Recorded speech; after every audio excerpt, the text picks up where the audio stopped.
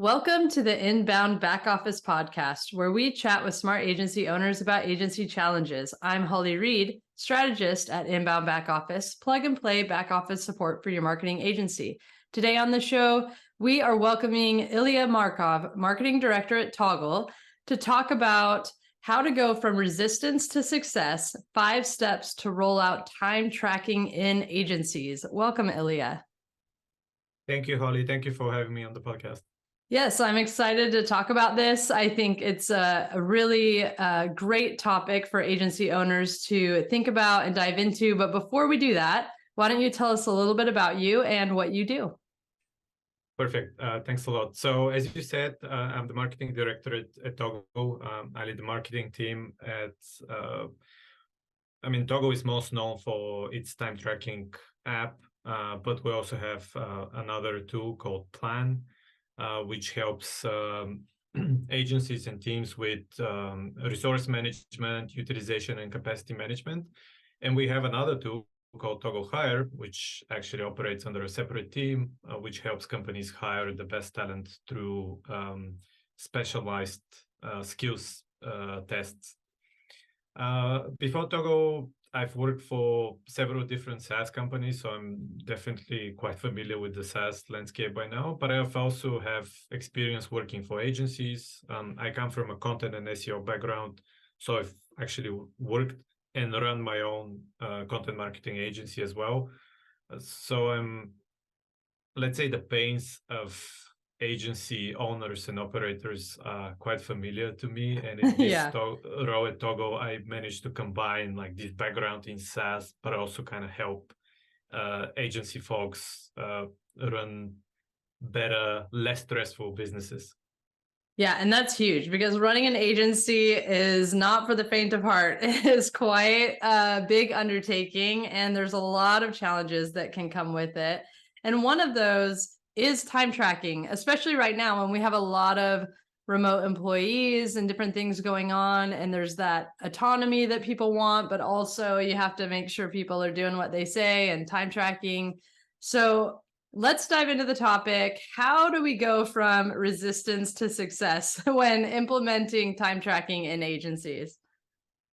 Probably I won't surprise anyone by saying that I'm super excited to talk about this topic, but sure, I drink the Kool-Aid, but even I won't go as far as saying that anyone wakes up in the morning feeling excited to track some time. Yeah. So I'm very familiar, and I'm not gonna pretend that it doesn't exist, like this resistance to time tracking. However, what we see consistently, we talk to many agencies, different sizes, different geographies, different verticals, and so on. What we see consistently, we also talk to quite a few service businesses who wouldn't call themselves agencies, essentially they're doing knowledge work as a service, they deliver it as a service. However, they wouldn't think themselves as an agency because they operate in life sciences or healthcare or something like, or design or architecture or something like that. However, when we talk to these different organizations and companies, something that we see that is very common is those who are most successful are those who take time to think about how their organization is structured and run. They understand what are the inputs that go into that. So they generate fair amounts of data, but they also use this data to improve their operations. This doesn't necessarily need, I'm gonna get to time tracking eventually. Again, no one's gonna be surprised. But we see it with many agencies who actually take the time to write very detailed SOP process documents and use those to productize the service work, which is inherently, not being able to turn into a product completely, but get to a place where at least parts of that service work are productized. And then I already mentioned the idea of generating data. This is where the concept of tracking time comes into play. The more data you can generate around that. So the more time you track, but also the more you can contextualize that data. So add additional pieces of information around it, whether that's who the client is, or what the project is, or what kind of work is being done. That allows you to then go back, run this data, look at it, splice it, look at it in different ways, and find out what goes into delivering the work. So to get right into the topic that you mentioned of the 5 stages or the 5 steps, before I go hardcore into them, I want to start by just mentioning one, which is not the real step or not the real use case for time tracking. And that is, we have a very strong stance on this, and it's very easy for me to speak about that because of that stance, is that idea of using time tracking as a tool to monitor your employees and ensure some form of compliance or how much work gets done. What we see consistently is that it is impossible to enforce, hard work through monitoring, taking screenshots, or even some of the even more creepy ways of kind of surveilling your employees. We see consistently that it doesn't work because at the end of the day, you get to a point where you need to have one person overseeing each employee who's doing client work, which we all know very well is impossible. And it just destroys any form of generating this data in a way that then allows you to gain this understanding that I talked about. So what we see is that people will start to kind of look for ways to get around this. It's very easy to find, like, there's some really interesting gadgets that you can find on online stores, something to keep your mouse moving, because we know that some piece of software use that as a way to kind of give a mark for how productive someone is. Just saying it doesn't sound very very reasonable, right? So I wanted to start by saying that don't try to use time tracking as a way to oversee, monitor, increase productivity, or any of that. It's not going to work, and then it's going to set you for failure with anything else that you might want to do with time tracking. And now getting finally into the steps, what we see with most customers, most companies, especially smaller companies that come and start tracking time, is that essentially the first thing they start looking at time tracking for is just to make sure they are billing and invoicing accurately. So they want to make sure the time they spend working for clients ends up on the invoices for those clients accurately, and like they're not missing time, they're not misreporting or under or over invoicing their customers. And that's absolutely fair. That's, I would say, 90% of the customers we get come with this use case. Because you need to make sure you're profitable, right? Like that you're not that you're charging enough, that it's accurate, and having all that data, you can make sure over time, where the inefficiencies are, or just that you're charging the right amount. Yes, exactly. And it's actually, thank you for saying, like mentioning profitability, because what we see is that, yes, many, as I said, most come with this use case. They're like, yes, we want to make sure we are like billing and invoicing accurately. They start doing that. And then suddenly, after some time, a few months or even longer, they start to realize that they're working very hard.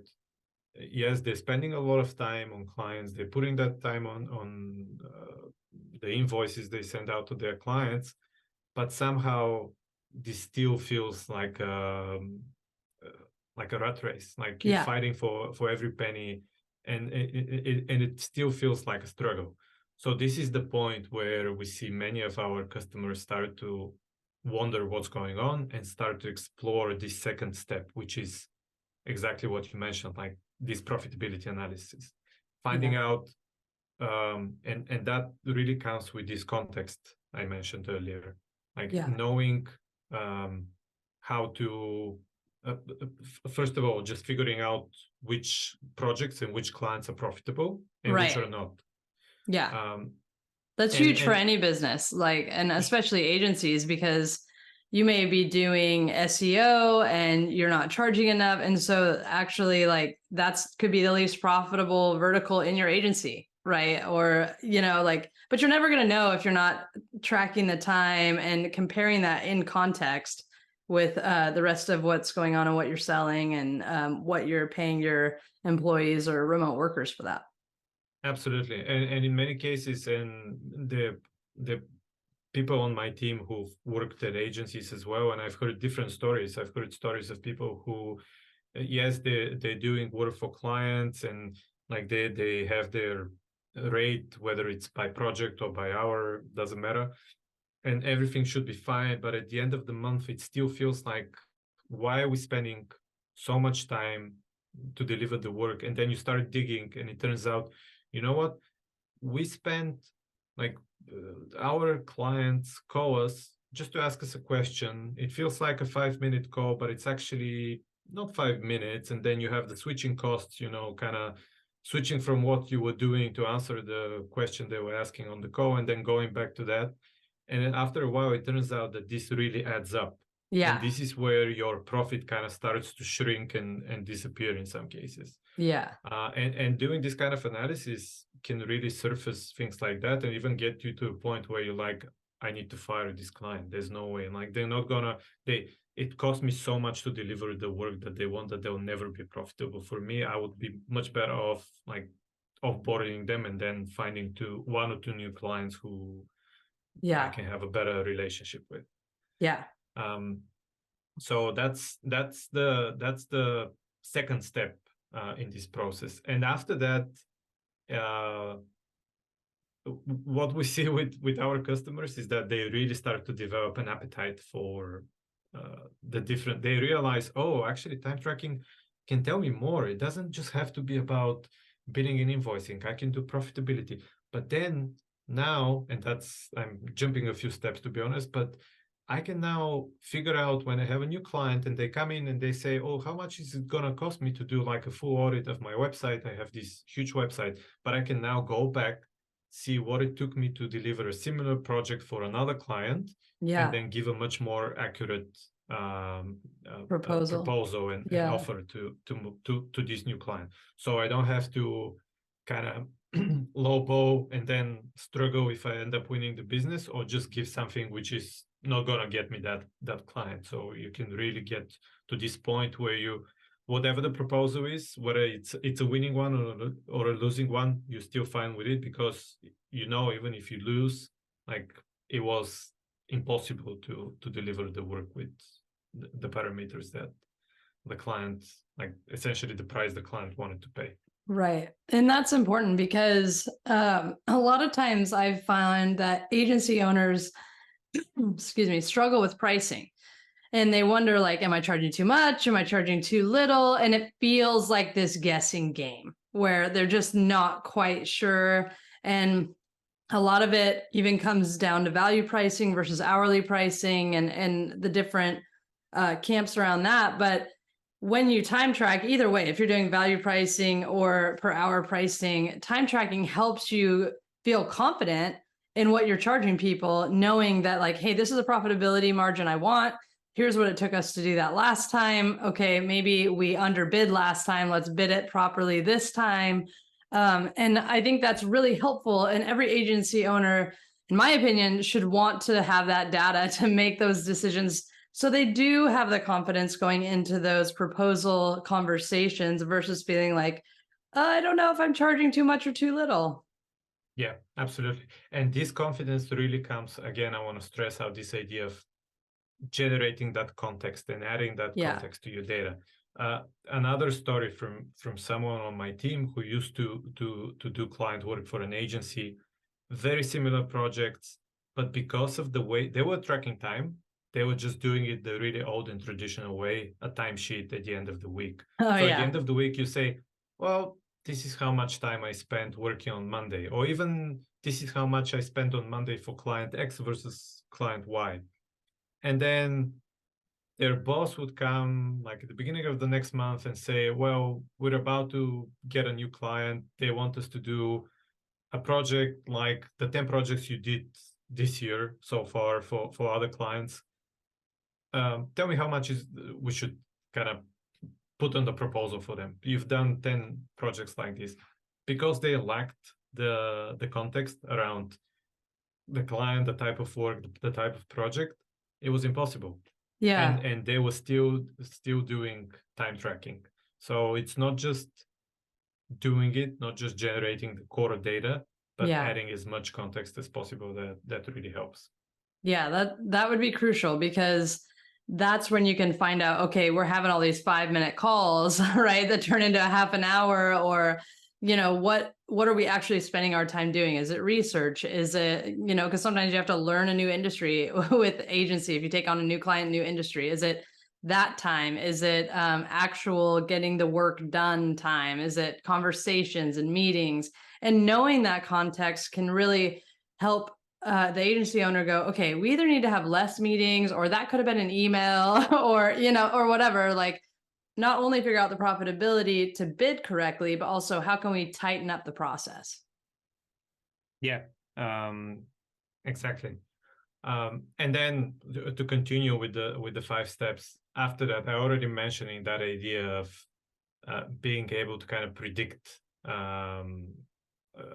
how much goes into a project, and then going one step further, then seeing how your resources are being used. And by resources, I mean the knowledge and the time of your team, of your people.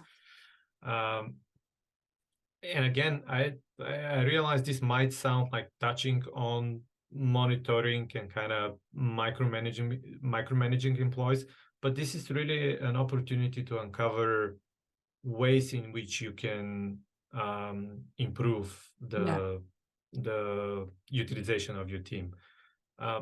I've heard stories of agencies where when they started tracking time and adding all this context and analyzing that, they realized that, for example, their best developer is spending time debugging. So they just found a more junior person, brought them on the team. I can't remember if it was on a part-time or a full-time basis. And then that kind of really freed up the more experienced, more advanced developer to focus on delivering high-value client work. Nice. So this is a way, again, to grow your agency by understanding these inputs. And that as you start adding this sophistication, you get to a point where you are now able to understand, oh, this is what I have in terms of resources. This is how much I'm committed over the next week, month, 3 months, 6 months, 1 year. So you now get to a point where you can start forecasting and predicting what your next step should be. Is it time to bring another team member? Is it time to kind of push the sales team to find new clients for the business?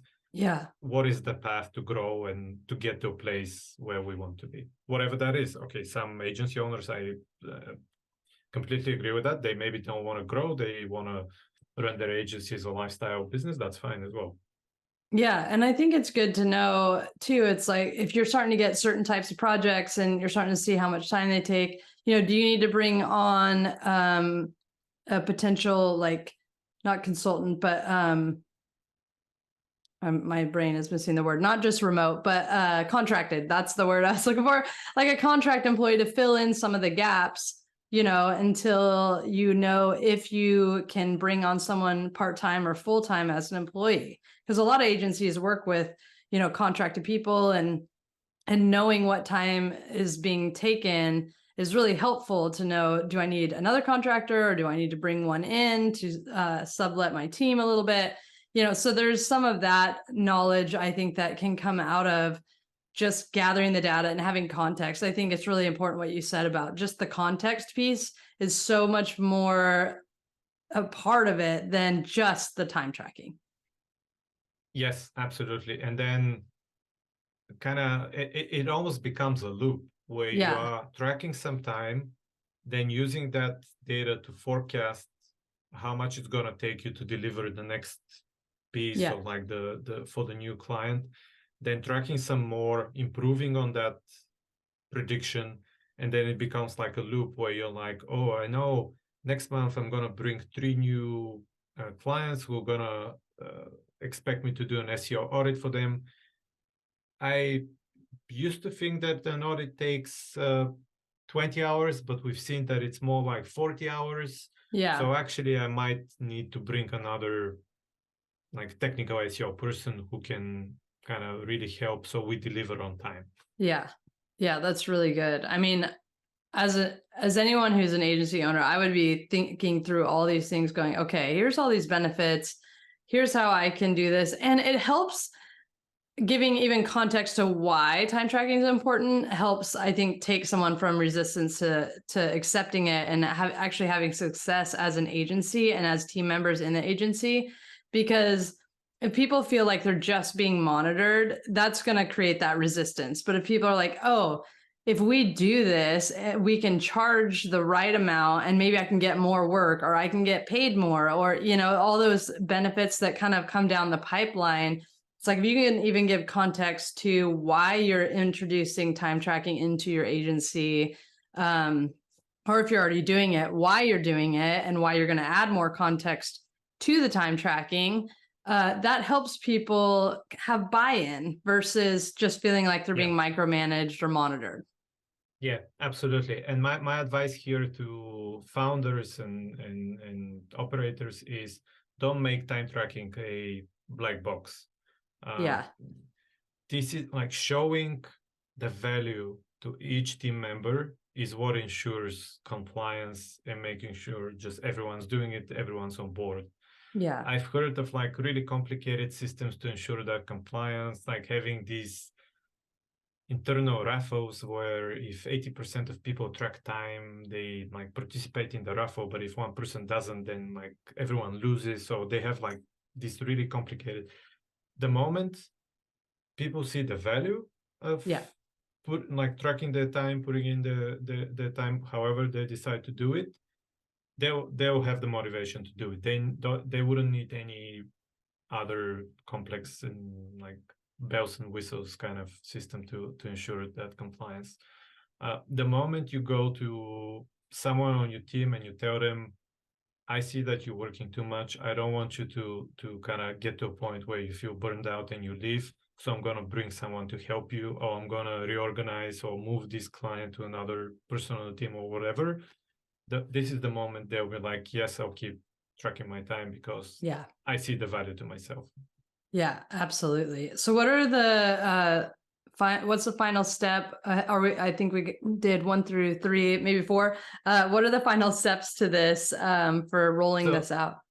Yeah, so I kind of jumped back and forth a little bit. Sorry about that. But the final step was that idea of getting to a place where your data is proactively telling you what to do. So this is this idea of like forecasting and being able to move on this before your hands are against the wall and you kind of have to scrape and like work a 60-hour week for just a few weeks more, or kind of lay off half of your team because you didn't plan accordingly.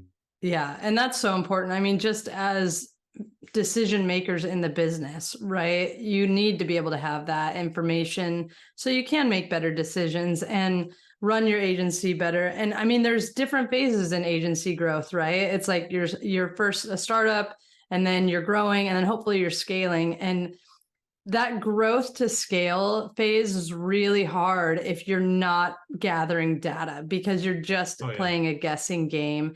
And if you're only time tracking and you're not adding context, you're still playing a guessing game, because you could have tracked one project and you're like, yeah, we were profitable. And you just, if there's no context and you say, okay, it's going to take that same amount of time, and the next time you're way over on scope and all this stuff, because you had no context, now you're not profitable in that particular vertical. And so having all of these pieces combined and really thinking strategically about, this is helping me make business decisions, this is helping me better make decisions for my team. They can buy in because they know it's going to help them.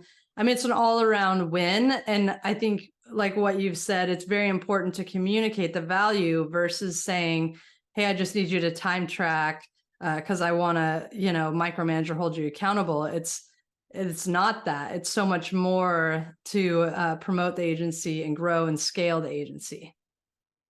Yeah. And really the last piece of advice I have for agency folks is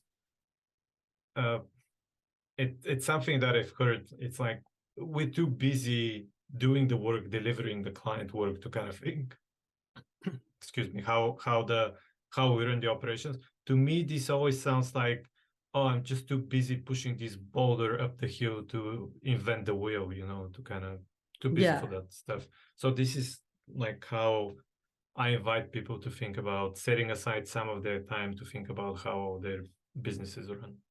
Yeah, for sure. I mean, that is that perpetual like hamster wheel cycle people get in, and it's like, pause, take a break, and let's figure out how to move from growth to scale. And this is one way to really do that, and an easy way to do it.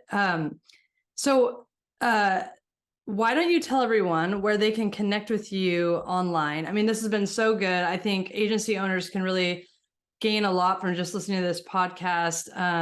But I'd love to have them have a way to connect with you. So where can they do that? So to connect with me, and I'm always super happy to connect with anyone, and especially with agency people, because as I said, I'm like always really curious to hear what they're struggling with, what their challenges are, and learn about them. Best place is probably LinkedIn or I don't know if I should say Twitter or X now. I'm not sure, right. Whatever, change the name this week. whatever your preference is. One of those. And if they want to learn more about Toggl, Toggl.com, Toggl spelled without an E at the end.